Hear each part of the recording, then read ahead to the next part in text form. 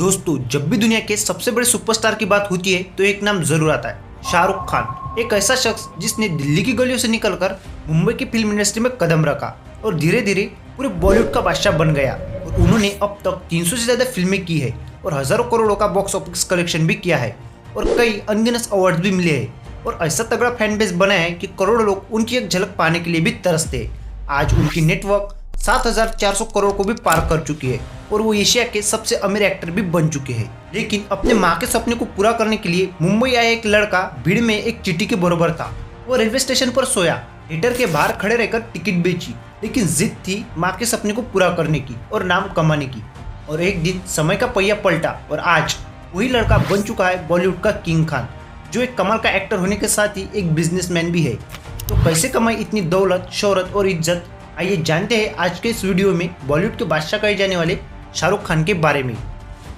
साल 1990, ये सपनों की नगरी मुंबई का रेलवे स्टेशन, जहां रात के अंधेरे में एक लड़का खड़ा है। जेब में महज 1500 रुपए लेकर यह लड़का माया नगरी मुंबई में नाम कमाने आया है। लेकिन शुरुआत कहाँ से करनी है उसका कोई अता पता नहीं है।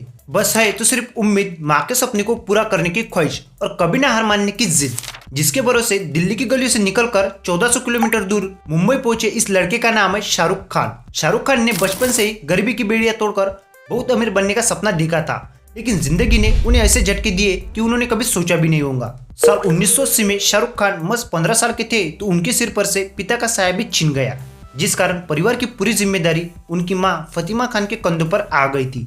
और उन्होंने अपनी मां का हाथ बटाने के लिए कई छोटे मोटे काम भी किए। और फिर साल 1990 में उन्हें टीवी में काम करने का मौका मिला और फिर यहीं से उन्होंने टीवी में काम करना शुरू किया, जिसके बाद शाहरुख खान ने उम्मीद, फौजी, दिल दरिया और सर्कस जैसे कई टीवी शो में भी काम किया। अब उनकी लाइफ अच्छी चल रही थी, तभी साल 1990 में उन्होंने अपनी मां फतिमा खान को भी खो दिया।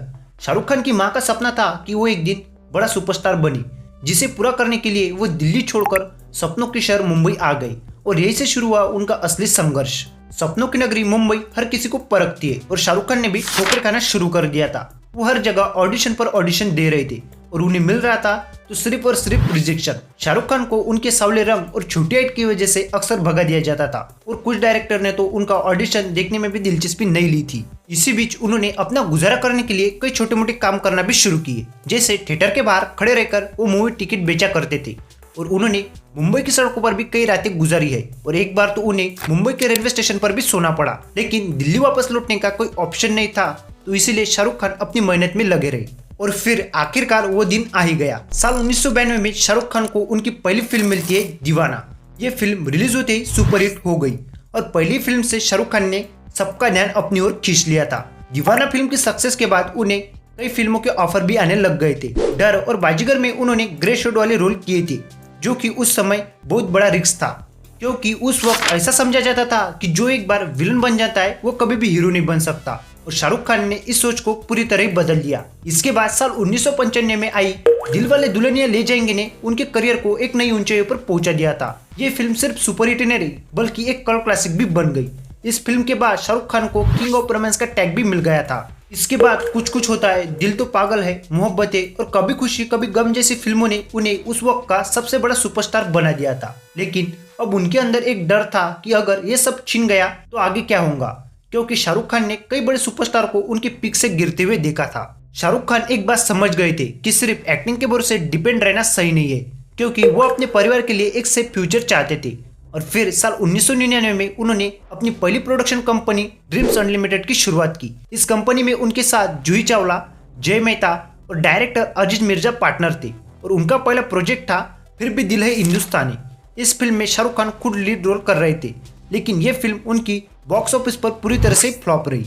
लेकिन उन्होंने हार नहीं मानी। उन्होंने ड्रीम्स अनलिमिटेड के तहत एक और फिल्म बनाने का फैसला किया, जिसका नाम था अशोका। ये फिल्म उनकी अब तक की सबसे महंगी फिल्मों में से एक थी, लेकिन इस फिल्म का भी वही हाल हुआ जो पहली फिल्म का हुआ था। ये फिल्म भी रिलीज होती फ्लॉप हो गई। अब तीनों पार्टनर्स के करोड़ रुपए डूब चुके थे, लेकिन फिर भी उन्होंने एक और फिल्म बनाने का फैसला किया। इस बार उन्होंने चलते चलते फिल्म प्रोड्यूस की थी। ये फिल्म हिट तो रही पर ज्यादा कुछ खास कमाई कर नहीं पाई कि पिछले फिल्मों की भरपाई कर सके, जिस कारण ये कंपनी आगे बढ़ ही नहीं पाई। अब उन्होंने इस कंपनी को खुद ही आगे बढ़ाने का फैसला किया और फिर साल 2003 में उन्होंने अपनी कंपनी दोबारा से लॉन्च की, जिसका नाम रखा गया रेड चिलीज एंटरटेनमेंट। और इस फिल्म का पहला प्रोजेक्ट था मैं हूं ना। ये फिल्म पूरी तरह से मसाला एंटरटेनर थी और इस फिल्म को बड़े स्केल में प्रमोट भी किया गया था, जिस कारण ये फिल्म रिलीज होती हिट हो गई। इस फिल्म की सक्सेस के बाद रेड चिलीज एंटरटेनमेंट अब इंडस्ट्री में अपनी जगह बनाने में भी कामयाब हो चुका था। जिसके बाद साल 2007 में शाहरुख खान ने ओम शांति ओम नाम की फिल्म प्रोड्यूस की और ये फिल्म उनकी अब तक की सबसे महंगी फिल्मों में से एक थी, जिसे 40 करोड़ की लागत से तैयार किया गया था। और इस फिल्म ने 150 करोड़ की कमाई के साथ शाहरुख खान के रेड चिलीज एंटरटेनमेंट को टॉप के प्रोडक्शन हाउस में भी शामिल कर दिया था। और दोस्तों, शाहरुख खान अब एक बात समझ गए थे कि फिल्म प्रोडक्शन का बिजनेस बहुत रिस्की होता है, क्योंकि एक फिल्म करोड़ों कमा सकती है तो वही दूसरी फिल्म करोड़ों डुबा भी सकती है। और अब उन्हें एक ऐसे बिजनेस की तलाश थी जो फिल्म इंडस्ट्री से एकदम अलग हो। और फिर साल आया 2008, जो भारत में पहली बार IPL की शुरुआत होने वाली थी, जिसमें उन्होंने रेड चिलीज एंटरटेनमेंट के अंदर कोलकाता नाइट राइडर्स को जूही चावला और जय मेहता के साथ खरीद लिया। इस टीम को उन्होंने 300 करोड़ में खरीदा था और ये उनकी अब तक की सबसे बड़ी इन्वेस्टमेंट भी थी। लेकिन पहले 3 सालों में ये टीम कुछ खास कर नहीं पा रही थी। ये टीम प्लेऑफ में जाना तो दूर, ये टीम मैच भी नहीं जीत पा रही थी। जिसके बाद साल 2011 में KKR ने ऑक्शन में गौतम गंभीर को खरीदा और उनको कैप्टन भी बना दिया।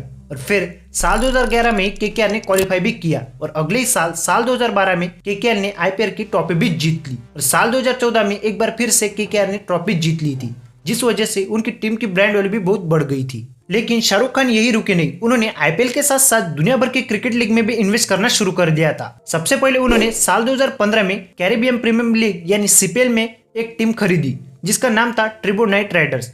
इसके बाद उन्होंने साल 2022 में वुमेन ट्रिबो राइडर्स को भी खरीद लिया था और साल 2023 में UAE की अबू धाबी नाइट राइडर्स को भी खरीद लिया। और वो यही रुके नहीं, बल्कि अमेरिका की MLC में भी टीम बनाई, जिसका नाम था लॉस एंजल्स नाइट राइडर्स। और दोस्तों, आप में से ज्यादातर लोगों को मालूम नहीं होगा कि शाहरुख खान प्रॉपर्टीज में भी बहुत इन्वेस्ट करते हैं। उनके पास दुनिया भर में ऐसी प्रॉपर्टीज है जिसकी कीमत साल दर साल बढ़ती जा रही है। और आज इन सभी बिजनेस की वजह से उनकी नेटवर्क 7400 करोड़ को भी पार कर चुकी है। तो दोस्तों, ये थी शाहरुख खान के बारे में कहानी। आपको कैसे लगी हमें कमेंट बॉक्स में जरूर बताइए।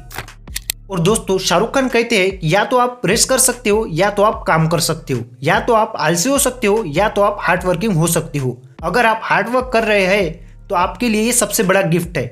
You work hard, you play harder.